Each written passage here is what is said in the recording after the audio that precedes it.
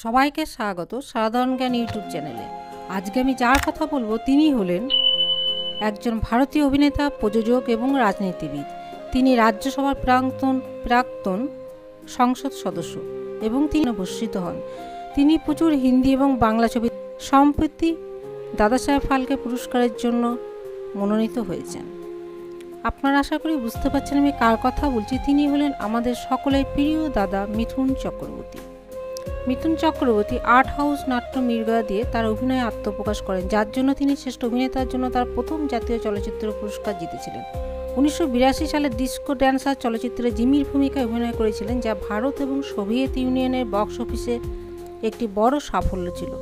তিনি সুরক্ষা, হাম পাঁচ, সাহস, ওয়াদা ইত্যাদি ছবিতে অভিনয় করেছেন। 1990-এর দশকের শেষের দিকে এবং 2000-এর দশকের শুরুর দিকে পতনের পর তিনি গুরু, গোলমাল 3, হাউসফুল 2 ইত্যাদি চলচ্চিত্রে অভিনয় করেন। 1991 সালে তিনি অগ্নিপথ চলচ্চিত্রে কৃষ্ণান আয়ার নারিয়াল পানিওয়ালার চরিত্রে অভিনয়ের জন্য শ্রেষ্ঠ পার্শ্ব অভিনেতার জন্য ফিল্মফেয়ার পুরস্কার জিতেছিলেন। পরে তিনি তাহাদের কথা এবং স্বামী বিবেকানন্দ ছবিতে অভিনয়ের জন্য আরও 2টি জাতীয় চলচ্চিত্র পুরস্কার জিতেছিলেন। তিনি বাংলা, হিন্দি, উড়িয়া, ভোজপুরি, তামিল, তেলুগু, কন্নড় এবং পাঞ্জাবি ছবি সহ 350টির বেশি ছবিতে অভিনয় করেছেন। তিনি লিঙ্কা বুক অফ রেকর্ডস 1989 সালে প্রধান অভিনেতা হিসেবে 19টি চলচ্চিত্র মুক্তির রেকর্ডধারী। মিঠুন চক্রবর্তী মোরনাক গ্রুপের মালিক। প্রতিষ্ঠানটির আতিথেয়তা এবং শিক্ষা খাতে আগ্রহ রয়েছে। তিনি প্রোডাকশন হাউস পাপাজি প্রোডাকশন শুরু করেছেন। 1992 সালে তিনি দিলীপ কুমার এবং সুনীল দত্তর সাথে সিনে অ্যান্ড টিভি আর্টিস্ট অ্যাসোসিয়েশন নামে অভাবী অভিনেতাদের জন্য করার জন্য একটি ট্রাস্ট গঠন করেন।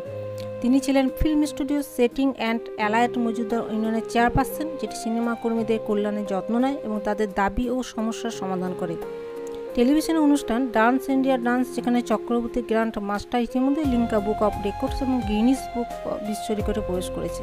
তিনি ভারতীয় জাতীয় কংগ্রেসের প্রণব মুখোপাধ্যায় এবং মমতা বন্দ্যোপাধ্যায়ের মধ্যে মধ্যস্থতাকারী একটি গুরুত্বপূর্ণ ভূমিকাও পালন করেছিলেন।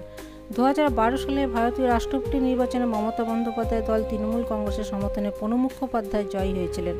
তিনি 2021 সালের পশ্চিমবঙ্গ বিধানসভা নির্বাচনের আগে 2021 সালের 7 মার্চ ভারতীয় জনতা পার্টিতে যোগদান করেন। শৈশবকাল এবং শিক্ষা জীবন। মিঠুন চক্রবর্তী গৌরাঙ্গ চক্রবর্তী বাংলাদেশের বাঙালি হিন্দু পরিবারে জন্মগ্রহণ করেন। তার পিতার নাম বসন্ত কুমার চক্রবর্তী এবং মাতার নাম শান্তিরানী চক্রবর্তী। তার শৈশব ও বাল্যবয়স কাটে তার কাকা কাকিমার কাছে নদিয়া জেলার শান্তিপুরে ও শান্তিপুর ওরিয়েন্টাল একাডেমি স্কুলে ভর্তি হন এবং ওই স্কুল থেকে উচ্চ মাধ্যমিক তিনি পাশ করেন। পরবর্তীকালে কলকাতায় স্কটিশ চার্চ কলেজে রসায়নে স্নাতক ডিগ্রি তিনি লাভ করেন। এছাড়া film and television institute of India থেকে গ্র্যাজুয়েশন করেন। পরিচালক মৃণাল সেনের পরিচালনায় মৃগয়া চলচ্চিত্রের মাধ্যমে রূপালী জগতে প্রবেশ করেন। অসামান্য অভিনয় নৈপুণ্যের জন্য এই ছবির মাধ্যমে তিনি সেরা অভিনেতা হিসেবে জাতীয় চলচ্চিত্র পুরস্কার লাভ করেছিলেন। অভিষেকের পর তিনি দো আনজানে এবং ফুল খিলে হায় গুলশান গুলশান ছবি দুটির সহচরিত্রে অভিনয় করেন, কিন্তু তাতে তিনি কোনো গুরুত্ব সফলতা পাননি।